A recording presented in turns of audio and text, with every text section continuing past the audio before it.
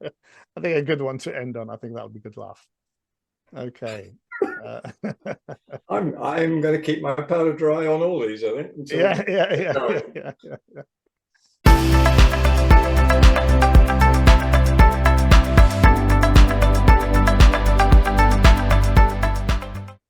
Hello and welcome to the Cloud Therapist channel. I'm Richard Simon. This is the Cloud State of Play, June 2023 edition. I just want to say a quick hello to all my viewers and subscribers. Thank you for your continued support. I really do appreciate that. So we are nearly there at 1 year of doing these talks. The July edition for last year was the first one that we did, so we're nearly there with that. Let's say hello to Paul. Paul Bevan is back again. He is the research director for infrastructure at Bloor Research. Paul, did you know that we're almost there to 1 year of doing these things? Doesn't time fly when you're enjoying yourself? It doesn't seem that long, actually. Or having a rant, yes. It's good therapy for us, isn't it? Right. It is good therapy. Yeah, no, it's been an enjoyable ride, actually. But it's amazing that it's been a year. Yeah, and what our dear viewers don't realize that we've been ranting for the last half an hour offline. And we should have really recorded that, because that was a really good conversation. But we might do a repeat and record that as well. Okay, right. So for this month, we've picked on yet again on 3 topics, and the topics are: the first one is unsupported open source software perilous? So that's actually based on an article, and we'll go into a little bit more detail about that. The second topic is, are hardware and storage vendors on the ropes? So I think Paul and I are going to probably clash on that, and we've come ready for the fight with lots of stats and opinions. And then the third one is, again, controversial. Is OpenStack dead? So with the advent of things like containers and orchestration, do we really need something like OpenStack? Maybe we do, maybe we don't. Again, we'll see. So let's get cracking on those. So the first one, as we said, is called, the first topic is unsupported open source software perilous? And perilous in quotes, because that's what's actually in the article. The article is in, what's it on? It's on the register. It actually came out on the register recently, so I'll provide a link for that in the description of the video down below somewhere. And it's based on an article that was sponsored by Tier 2, which is owned by Prolifics, and it's a register article that really talks about kind of open source software, unsupported open source software, whether it's perilous or not, and it's kind of it's a little bit sort of in that kind of space where we don't understand whether, or we don't have enough sort of information about the software that we're using, and whether that software is actually open source, it's not supported, but we happen to be using it in production, or it is actually something that we have a license for. Before we go in, I just want to say a quick hello to my friend Steve Yeoland. Steve works for Tier 2, so shout out to you, Steve, and thanks for actually highlighting this article to me for us to pick up as a topic. So, Paul, what's your take on unsupported open source software being perilous? I think for many businesses, any form of unsupported software could be a major issue. I always look at it that you've got this sort of pyramid of organizations out there, and right at the top you've got people either who are the digital startups, or the very, very large organizations who've got all the skills, all the capabilities, tightly controlled environments that they're putting together, where they can probably handle this. But for the vast majority of enterprises out there, even some of the larger ones, I mean, this doesn't need to be the ma and pa shop round the corner. This is medium-sized to large enterprises simply don't have the sort of focus and resources to, if you like, commit their what are now critical business systems to something that is unsupported, that they need to support themselves. They can't get hold of the people, they haven't got the skill sets, and therefore I think, for most people out there, the idea of having completely unsupported software would be something that most board members would go, well, that's not feasible.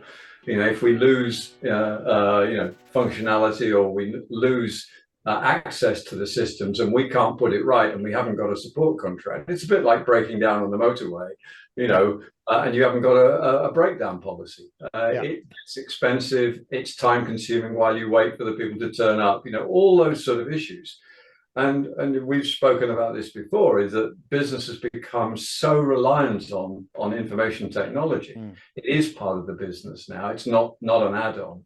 That I think, generally for most people, unsupported software is probably a risk too far. I'm not saying it's not feasible for the those companies we mentioned in the past, but certainly my take would be that the vast majority of people would find that difficult. And you just listen to somebody like Andy Jassy at AWS saying, their focus is on expanding their reach into the enterprise market, because that's still the largest market out there by a long way. And those people really don't have the skills to get this sort of open source, cloud native, certainly unsupported. They probably need, the open source technologies, but they absolutely need them to be supported, in my view. Yeah, and I like the analogy of the kind of the car breaking down on a motorway. And it's also, I think the addition for that is when you have to change the tire yourself as well. So that's the difficulty as well. So the article itself kind of talks a little bit about sort of Linux projected growth. I think it talks about sort of over $6 billion in 2022, and then that's going to grow to $22 billion by 2029. That's kind of fairly healthy, steady growth, I would say. I think it's obviously nowhere near sort of cloud growth and overall, but it certainly kind of feeds from that. And I think the only thing, but and again, we talked about this offline, is the only thing that's diminishing from that, obviously, or diminishing it is obviously the advent of containerization and orchestration. That's kind of eating the lunch a little bit. And I did talk about this with Cheryl Hung, I think it was earlier this year or last year, in the video that I did called "Is the OS Dead?" So again, I'll provide a link to that. I think that was an interesting discussion about the sort of the kind of the enterprise operating system and its future. So while the OS is kind of being affected, open source is obviously not just Linux as an operating system. It's a wider sort of market, and I think that's obviously alive and well. Yeah, and I think it's had for many years now a load of adherence, and the idea that you've got this sort of twofold benefit, rapid development of new functionality that you get in an open source world that you probably don't get so much in a proprietary world. And the potential cost benefits. I say potential because if you get it wrong, then it can be very, very costly indeed. But and hence that's where the support comes in. Yeah, and then I think the article goes on to talk about the misconception over the cost of open source software. So things like design, installation, maintenance are obviously not free. So the developers need to be fed somehow. They need to be paid, right? So clearly that's also important. But the other thing I think it's also mentions is Tieto mentioned in the article is subscriptions can be kind of a difficult thing to deal with. So kind of understanding whether you actually have a subscription for something, or you've kind of been using it without a license or something like that. But they say that they can kind of support customers with that, and obviously having a partner to work with, that's fine. And they can obviously also provide that level of support to kind of get your house in order when it comes to licensing as well. So whether there is something that you've been using and you actually do require a license for it, a subscription for it, I'm able to highlight that for you. I mean, the whole issue of software asset management has been a sort of bone of contention for, I would say years, it's probably decades. And probably open source has made it more difficult in the sense that, how do I ensure that I've picked up on all the the instances that I've got and all the licenses that I should or shouldn't have. I mean, we've seen, national health organizations, we've seen large enterprises getting sort of stung, if you like, later on when somebody comes to do the audit.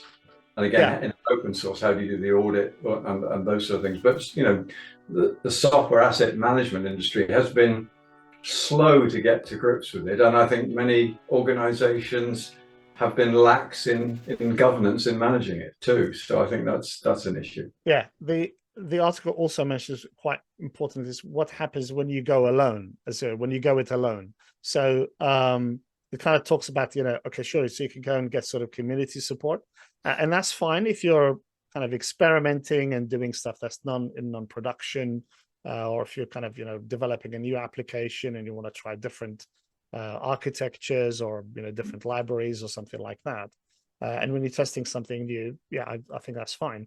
But I mean, that obviously means that you don't have to commit to a subscription or a license of anything, of an enterprise version of of some software. You can obviously evaluate it and do your testing that way. But surely not in kind of production. I think not in production enterprise applications. You wouldn't want to do that. And also, if you're going it alone, I think again the article talks about things like maintenance being very tough. So things like upgrades, patches, security fixes or emergency fixes, CVEs, and things like that will all become quite difficult for you to do if you kind of rolling your own and doing it all by yourself. Yeah, I mean, you're going to have to keep a group of people in your own organization with their eyes absolutely peeled on the latest updates, the latest maintenance updates or whatever they are. It almost takes away some of the benefit that enterprises get from from open source if they're trying to do that themselves. I think it's a balancing act, and it's a risk management as well. You've got to think what are the risks and rewards of doing this. So back to your point, I think if it's a production system and your business relies on it, you'd better have some support available. Otherwise, you might be able to roll your own sometimes, but you may end up having more of an overhead in terms of your own costs and overheads in doing that than you expected. It might be an unpleasant surprise. Yeah, and I think you mentioned, I'll remind you now because you were saying you didn't remember that. The part I think that we talked about was when things go wrong, and you said actually the cost of parachuting somebody in, an expert, to give you the support when you need it, because you haven't thought out your support structure, your subscriptions, and so on. Yeah, I mean, yes, I'm sure the firms out there that provide that sort of support, will be not rubbing their hands with glee, but fundamentally, it's going to be a situation where you're paying probably thousands of pounds a day to get people into support. With the shortage, with the skills shortage, with the sort of need for very specialist skills, it's not going to be a cheap exercise. So very quickly, I would have thought you would run up far larger bills than if you had a support organization, a support agreement in place. Exactly, yeah. And obviously, unless you have sort of a in-house geek team, I think it's going to be quite tough to really do that, right? It's back to my triangle at the top. Those ones at the top that are, as you say, the startups that are all about the technology, or the very large. I mean, the telcos, for example, or some of the largest banks have huge numbers of geeks, if we can call them that, who will help out. But that's not for most people. Yeah, I mean, I could also speak from experience from the past as well. So when I used to, install off-the-shelf software for customers on Red Hat Enterprise Linux or SUSE Linux, so those would be the kind of the supported, distributions. The customers would sometimes want me to install it on CentOS or Fedora or OpenSUSE or something. And we just couldn't guarantee that because that was open source, that was experimental. And I said, well, I can try to make it work on that. And they said, oh, but it's the same libraries and the same tree. And yes, I can maybe try to make it work, but I can't guarantee it's going to work on that because it's just not, it's not, developed for that with that distribution in mind, and it's definitely not going to be supported as well. Because interesting, you say that, in that this is almost like a sort of systems integration type issue as well. It's the people providing that level of support will have certain skills and certain technologies that they focus on, where they know they can manage the risk and manage the expectation. If you suddenly come along and say, I want to use a slightly different version of something, however easy that might look, it adds to the risk of the third party that's coming in, and they're going to add to the cost if they want to do it at all. I mean, some will say, no, I don't, that's way, it's going to be too much trouble to do that. Others will go, yeah, okay, but it will cost X plus, 70%. Yeah. I think it becomes quite a complicated scene if particularly the more different open source tools that you start to use, the more difficult that support environment will become. So I think generally I'm saying, if you've got any sort of serious business, take a support contract, guys. Yeah, I agree. So yeah, I think it's a good article, and it's probably kind of something that is not talked about as much these days, especially kind of with the advent of cloud. People just kind of stick a credit card and just kind of expect everything to be working. So one extra point I just want to kind of mention on that is there was another article in the Register which is really good, called "Open Source Licenses Need to Leave the 1980s and Evolve to Deal with AI." So we won't talk about that today because we need to move on. But I will provide again a link in the description of the video to that article. I thought that was kind of related and maybe interesting as well. And we might cover it in the future because we've, I think, got a little bit more to cover in this area. But let's now move on to the second topic, which is are hardware and storage vendors on the ropes? Now, for me, with the advent of cloud computing over the last sort of 10, 15 years, we've kind of seen the rise of utility computing with cloud computing and so on. There's definitely a clear deficit, an issue for the traditional hardware vendors, the IBMs of the world, the HPEs and NetApps and what have you, and Dell. And I don't want to leave any names out. I think they're all in trouble as far as I'm concerned. If you haven't been named, other server vendors are available. Yeah, and if you haven't been named, don't feel left out. You're in trouble as well. So, but yeah, I mean, with the advent of cloud, clearly, organizations have kind of moved on. I looked at some of the statistics kind of in the reports in this space for the likes of Gartner and so on. And one interesting one actually from the US government as well. So I'll come back to that. But, Gartner's kind of forecasting worldwide public cloud spending to reach over $600 billion by this year, which is quite right. I think I've kind of kept up to date with that trend. So that's a 20+% increase from last year, I think, or the year before that. Yeah, so last year I think it was 591, and then the year before that was 490. So clearly kind of an upward tick on that as far as Gartner's forecast is concerned.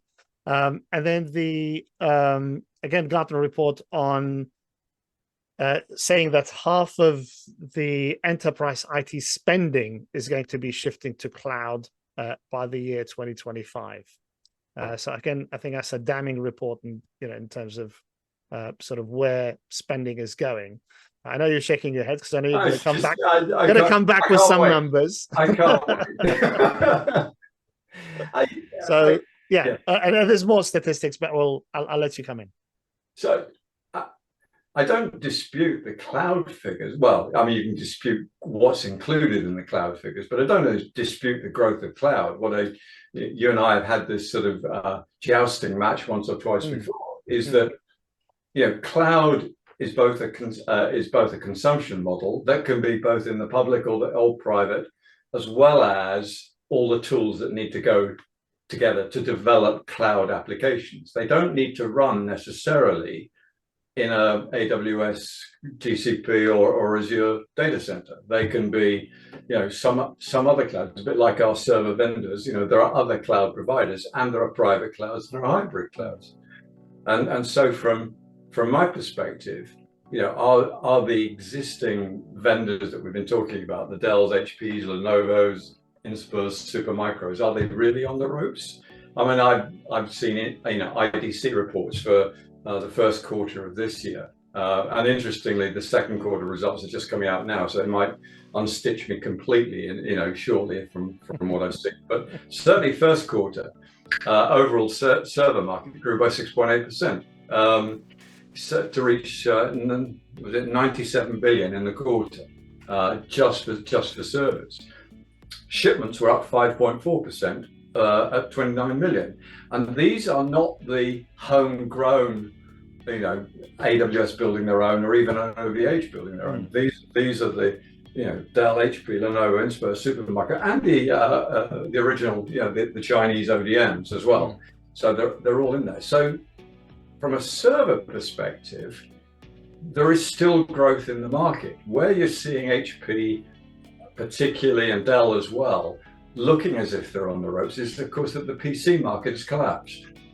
Yeah, I mean, literally. So if you're looking at HP and Dell's overall figures, they look a bit hairy at the moment, simply because their PC figures have fallen through the floor, by 20% or more. I mean, it's been an absolutely huge drop. I mean, if you were standing in PC world as the lockdown was ordered, you'd have seen every small business in the country turning up in PC world, clearing out the laptops and the desktops. Yes. For the people to work at home, and so there's that sort of overhang, and I think that's actually made it difficult for their overall figures. But and I said about second quarter figures, I think I've just seen a report, I think it was in the Register, I'll have to go dig it back out, literally only in the last few days, that suggests that the server growth has stopped, apart from high performance compute. And you look at HP, AI and all those sort of issues that are driving the high performance compute. Yeah. So yeah, it's probably a mixed story, but are they on the ropes? No. I mean, you look at I think it's Dell. If you look at the Azure stack, at the edge, their Azure edge stack is actually a Dell box. Yeah. So they're all OEMs. It's badged Microsoft Azure. Yeah. You unpick it and take the backbone off, and all that. It's a Dell box. So again, will that change? Will other manufacturers get in the loop there? You could say so. I remember HP, seeing HP in Ireland, thinking they had a wonderful business because of all the new data centers going into Ireland about 10 years ago. And they were so complacent, they didn't see that, those data centers were going to switch to, whether it's Supermicro at one level or the ODM completely.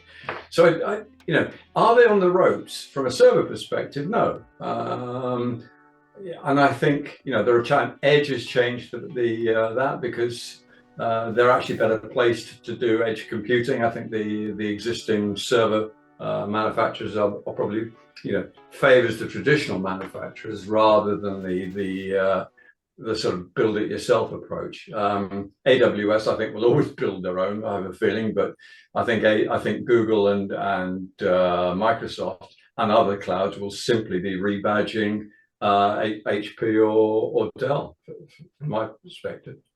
Yeah, I mean, the cloud, I think it's undisputed that cloud has kind of taken a big chunk out of that, because people are moving and consolidating and migrating out of their data centers and migrating to going to cloud, despite the kind of the recent brouhaha about cloud repatriation and so on. That seems to have, it kicked off a few months ago, and then it kind of seems to have died to death. On the point about the consumer market, the PC market, I agree with you. The pandemic certainly gave all the vendors a boost. I couldn't find a notebook, to save my life to buy one for my wife at the time. It was just not available. They were all like 3 months out or something from any sort of shop or online place that you went to look for those. So definitely that gave them a boost. And I saw that the figures had slumped, I think, from late last year or early this year. Again, there was another article, I think, in the Register that talked about that. So I do agree with that. That's kind of there. I mean, the decline in that sort of space, I think, is inevitable, because even the likes of Lenovo and, even if they do kind of ODM type products and they kind of want to sell them, to the HPC masses or the public cloud masses, they won't be able to. Just the manufacturing will not be as cheap as some of the really cheap and cheerful sort of, Chinese manufacturers, Foxcons or whoever it is, that kind of Hynixes or whatever that does that. However, what I would like to see some success in, definitely for the vendors, is for them to change a little bit more and a little bit more quickly when it comes to, edge computing and edge cloud kind of capability. So that is all bringing all that stuff that you mentioned about Azure Stack and, hyper-converged and so on. I would like to see that. And I have seen a little bit of that, not as much as I would kind of want to see. I mean, the likes of Lenovo has kind of come out with, smaller devices for the edge, right? It's still a server, but it's in a kind of in a compact, ruggedized, sort of chassis design. And that's fine. I like that. I like that idea, because that thing is going to get probably hammered in those sort of environments, and could be in a rough terrain, or it could be on a ship or a construction site, or, some kind of tall building or whatever. Right, or a farm or something. So for that kind of activity, I would like to see, the vendors kind of morphing their technology, morphing their solutions, and really going with the times, working with those types of platforms. And sure, yes, I mean, they can OEM Azure Stack and Outposts and whatever. And as you said, kind of, the Azure solutions are from Dell. But I'm not seeing enough of that as a growth market. I don't know what the IDC and Gartner figures are. It'll be interesting to see that on those. Yeah, but I don't see that as is enough of a growth market for them. It's interesting because you look at HP, Green Lake. You look at Dell's sort of private cloud type or hybrid cloud environments. I mean, those figures, they're showing growth. Whether it's enough, it's an interesting question. Whether that's enough for in the future. I think the edge is an interesting one. But you made an interesting comment, which I would sort of push back on a little bit about the Foxcons and the really cheap and cheerful, is that one of the things that we're seeing, and AI is playing to this, graphics are playing to this, the growth in data, the need for really low latency systems. In more than just high frequency trading, in a number of different areas, means that the servers that are being put out there are far more specialist than we would have thought. If you go back 10 years, there was an element of scale out, just keep putting pizza boxes out there and it'll be fine. And of course the world has changed quite dramatically with the use of with both GPUs coming in, with field programmable gate arrays coming in, with different chipsets. You're now getting the ARM chipset being looked at as a CPU type, for data centers for various reasons. There's a much more sophisticated market out there for the underlying hardware, and so that's both a challenge and an opportunity. A challenge is that it actually raises costs for the manufacturers, because they can't get the runs that they used to get. But opportunities to get into niches that others probably won't be able to exploit. The Foxcons might not be able to exploit. So I think we'll see. It might be a slow decline of revenues for the current crop of Dell, HP, Lenovo's, but I don't see it as, they're not on the ropes yet. That's for sure. And what do you think about the storage side? I mean, for me, again, for the storage vendors, you've had, and they, all credit to them, the likes of NetApp have responded to that. They put all their stuff on the other side of the fence and offered it as a service. Pure, I think, has done, Pure Storage has done kind of something similar. They've gone and acquired Portworx, I think, and people like that are kind of very, in that sort of cloud native space and so on. And those are all, I think, right moves in order to kind of, innovate, change with the times, and survive effectively. But when it comes to kind of SANs and NASs and stuff like that, when you kind of compare the requisition of that versus like I said, sort of even using just simple ClickOps, nothing automated via sort of a Terraform script or an Ansible script, but just kind of even just using ClickOps in the cloud, where you can kind of spin up some S3 storage for your application to do whatever you need to do. That's infinitely easier to do and quicker. And I think it's not just the speed and performance and what have you that's changed, but it's also it's kind of made, and this is similar to for networking in the cloud as well. So both storage and networking have really suffered in the cloud in terms of being these big parts of the design that you need to worry about. They're just no longer, I think, in the architecture. They're just not as prominent as they used to be. Other things have taken over. The kind of the breakup of the application into multi-tiers and whatever's kind of become more more important in the cloud architecture. So we just don't kind of really consider storage and networking as that kind of big thing that we have to go in, that big switch that's in the corner, that big humming thing with lots of drives in it that we have to carve properly and do a change request to even get on it and have some resources from it and things like that. And I think that's definitely that's an inevitability of kind of using of doing cloud and the way that cloud works versus how you do things in the data center. So the overall revenues for storage obviously have grown quite dramatically. I mean, certainly I think I've seen results for Q4, sort of February 23 results coming up at the end of 22, and storage was up 10% year on year. So I think whereas servers were up 5%. So I think storage, I mean, and just the raw numbers, the raw amount of data being captured, storage is going to grow. I think where I would see they've got a problem, the hardware vendors have got a problem because it's moved from being, HDD to solid state to in memory. You now got, and I always get it the wrong way around, NVMe, but NVMe, yeah. Yeah, so you've got basically flash memory. You've got resilient flash memory now that's taking over. So that's caught a lot of the traditional hardware storage vendors on the hop. You look at Western Digital, you look at people like that who were really into hardware. They've missed the boat in big style. So other companies have come along and been able to do that. So what I would again take issue is I actually think storage and networking is becoming more and more important in the architecture. Again, looking at a very innovative platform I've seen for high frequency trading and the way in which specific bits of data are co-located with the application, and others are put on the back of a very, very high speed backbone, very close to it.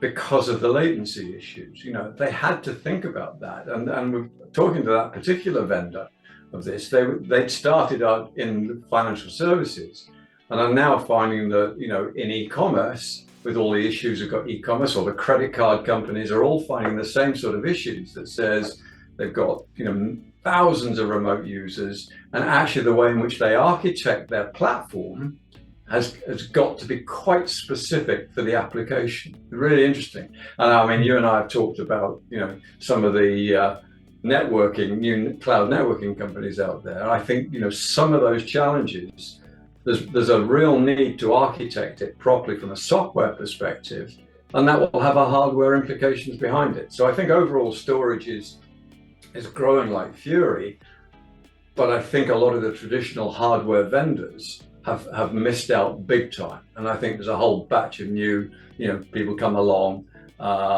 who've taken advantage of that. So I think, if there was any on the ropes, it's some of the old traditional hardware storage vendors. Yeah, the difficulty I see is that, you were selling hardware before, you had your SANs and what have you, and the data center. When people go to cloud, they no longer need that. They can get their storage from the cloud service provider. You can certainly, like NetApp has done, you've taken your solutions and put them on, like I said, on the other side of the fence. You can offer them as services in the cloud. But again, I think the difficulty there is that if I really want to do something very quickly and spin up some backend storage for my app and test it, I'm not going to go through that whole sort of enterprise, requirement to actually do that, unless I'm an existing customer, I've migrated, and I'm continuing to do that. So I think it's that sort of, I need some more storage space. Okay, so we're a NetApp or an IBM, storage sort of users in the data center. Yes, you would continue to requisite from that and get resources from that existing pool. Whereas in the cloud, I don't really care what the badge is at the front, as long as I get some storage for my app. But again, it's back to this, is it public cloud or is it private cloud? I mean, I was at an event recently and I was sitting next to one of the sort of chief sort of operating guys at IT operating guys at Birmingham City Council, which is the biggest council in the UK. And they use hyperconverged. So I was having this exact debate and he said, well, I can provision new hardware, I can provision new storage at a click very quickly. It's not instant like it is on the public cloud, but quick enough for me. HP or Dell will have that available for me almost within 24 hours. He said, that's way fast enough. And that's, a fairly sizable public sector organization saying, we didn't really want to go to public cloud. We had some issues around data privacy, all those things that public, and you can argue whether that's right or wrong. But when we came to the issue of provisioning, he said, no, it's been very, very flexible. We've reduced our costs and made our much greater flexibility. So there was no sense from him that he'd taken a second-class option, if you like. And he was, his applications are virtualized, his applications are, written with all the tools that you would expect in a cloud environment, but he doesn't run them in a public cloud data center. Yeah. He runs them in his own data center, or he goes to, they were looking at going colo. So again, there's all those, hence this sort of, is it cloud? Yeah, everything's going cloud. It's because that's the set of tools and the development environments that you're actually going to do and the methods that you use to deliver that. Is it all going to be on Amazon, on Google, on AWS? I challenge that. Yeah, no, absolutely. And I think it is horses for courses. It's, not everybody's doing that. But I think the picture that I would kind of probably want to look at is overall what is happening to that space and how, the easy provisioning abilities in cloud are affecting, what used to be a very traditional bread and butter sort of, environment for both hardware vendors, of servers and what have you, as well as sort of storage vendors, and even network, even networking, the likes of Cisco. And that's true. I think the impetus that AWS and Azure and GCP have given to traditional vendors to get their act together is huge. Yeah. And to be appreciated. But I think they will survive. In what form, don't know. But anyway, we'll see. So I have tons more stats, but we won't have time to go through those. So I'll provide them for our dear viewers. So they'll be on the in the description. Okay, so let's move on to the third topic. Now, the third topic that we had today, as we said, yet another controversial one, is OpenStack dead? So I don't know if you want to start or you want me to start. Well, what I did, I went back and looked at the OpenStack mission statement from 2010. So, okay. So I'm going to read it to you now. Go on. It's short, but the mission was to produce the ubiquitous open source cloud computing platform that will meet the needs of public and private clouds, regardless of size, by being simple to implement and massively scalable. That was their mission in 2010. And I think, so really, looking in from 2023, did they achieve that mission? And the answer is probably no, they didn't. I can be a little bit more vigorous than that and say most definitely not. Yeah, I was trying to be kind. Yeah, I know. No, but is it diplomatic? Diplomatic, yeah. But is it dead? Well, no, it's not. I think what we're seeing is, in telco space particularly, they're sort of fairly heavily wedded to OpenStack. And the other thing that surprised me, which I'm not sure I understand why, maybe you do, is that they're big. It's big in China. The Chinese infrastructure, a cloud infrastructure is based almost entirely on OpenStack. And you think, oh, interesting. And you've got Ubuntu who use OpenStack quite significantly, particularly in their charm, areas. And so some of their Ubuntu core is based on OpenStack. So there are interesting. It feels like, it's one of those technologies that's moved into the sort of, it's there, it's not very exciting, it does something for people and will be there for a long time to come. It might even be, this is a bit unkind, it might be that, in 5 years' time we'll be saying it's a bit like the mainframe. It does a job, it's all right, but it's going to die.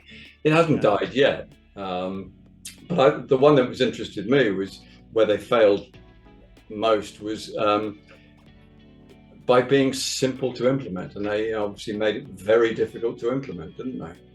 I think it was a complete nightmare. I don't think I ever got it to work properly, no matter which distribution.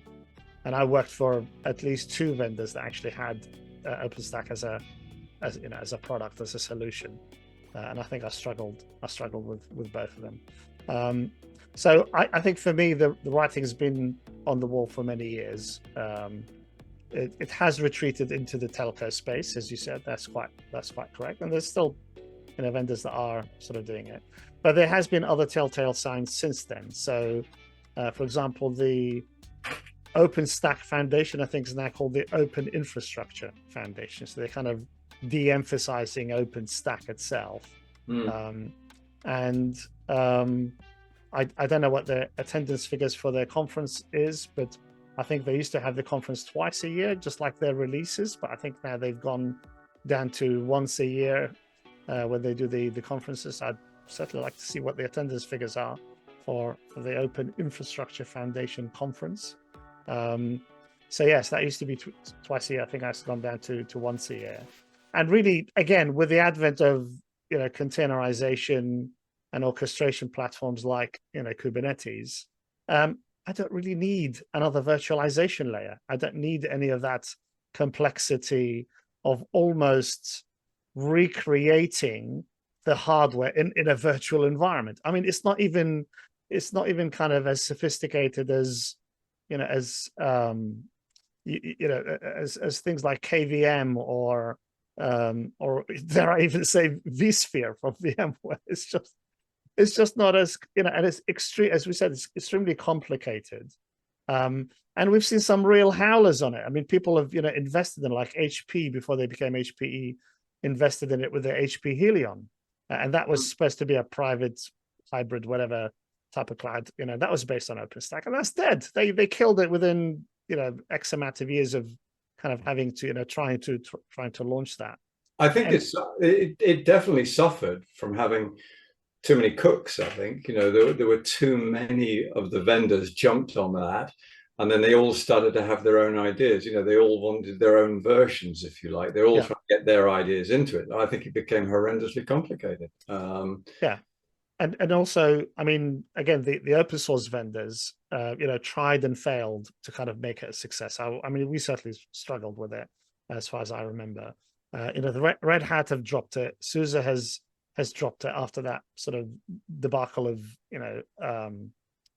trying to amalgamate their version with the HP Helion version, which they acquired. Was it Helion? Can't remember, whatever it was called. But there was a version, I think, they tried to kind of amalgamate. That didn't really work very well. And even Rackspace, who's kind of one of the founders of the project, have really kind of gone off and become partners with the public cloud providers. So they work with AWS and Azure and people like that, and de-emphasized that side of their business. Yeah, very, very quickly.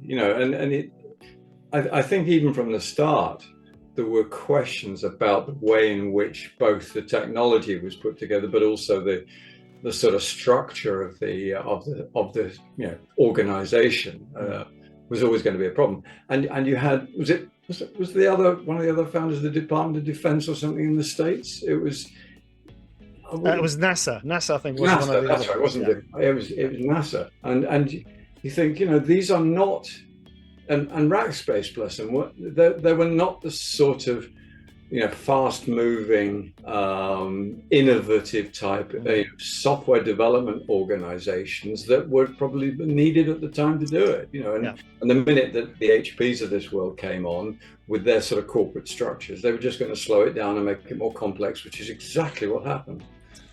Yeah, and I looked at the Mirantis cloud platform, and their sort of implementation, I think it's called MCP Edge now, is is OpenStack as an infrastructure and then Kubernetes on top. And like I said, I don't really, for me, if you have sort of Kubernetes that sits on bare metal, you can have that in your own data center. You can run it on top of VMware if you really want to, if you're kind of a VMware sort of shop. Or you can run it in the cloud, or you can just go and get an XKS solution, as we said before. So, for me, I wouldn't want to really look at kind of, complicating the infrastructure. My personal choice would be to say, if I was advising somebody, I'd say, just go to containers and orchestration. Really, you don't really need, you don't need a cloud infrastructure anymore because it's already there. Somebody's provided that. You don't need to build your own. It's got a middling sort of market, if you like, in terms of its overall size, because of the telcos, because of China. But no, the sense is, and hence your initial, is OpenStack dead? Are any new developers going on and using OpenStack? Probably not.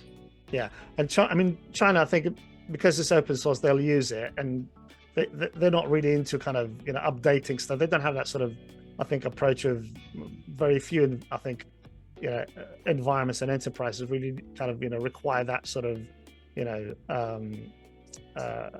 sort of approach that the West has when it comes to kind of technology and adopting. They'll probably use that and go with that for some time, just like in the telco space, I think, where you're not necessarily changing things every other day. You're not making new stuff, you're not releasing it. As telco's kind of just going to probably continue with that.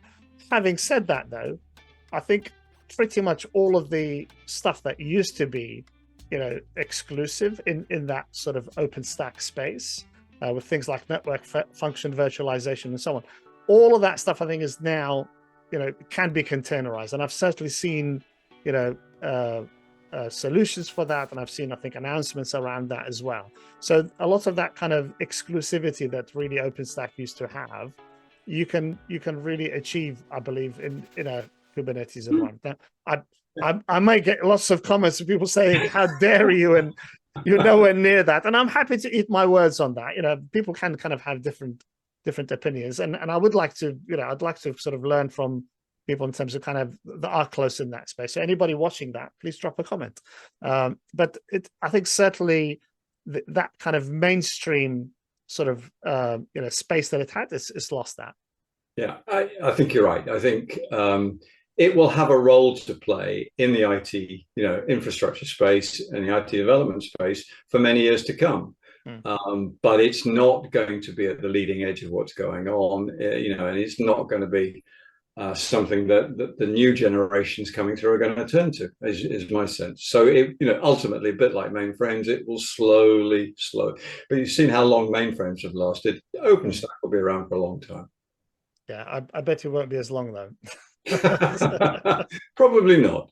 And I don't see the Dells and Lenovos and HPs of the world saying, "Hey, let's do it again. Let's go and get OpenStack and build our own cloud and compete with the public cloud providers." No, they won't do that. That's for sure. Right. Excellent. Okay. Well, we've reached the end of another session. It's been a great episode. Thank you, Paul, again, for all your insights. Really appreciate it, as always. All the links for all the stuff that we've talked about, and all the stuff that we couldn't mention because we ran out of time, we'll try and include that in the description of the video. Thank you all for watching, and we'll see you next time. Thank you for watching this talk. If you enjoyed the content, please comment, share, like, and subscribe to support the channel. You may also want to check out some of the other videos on this channel. See you next time.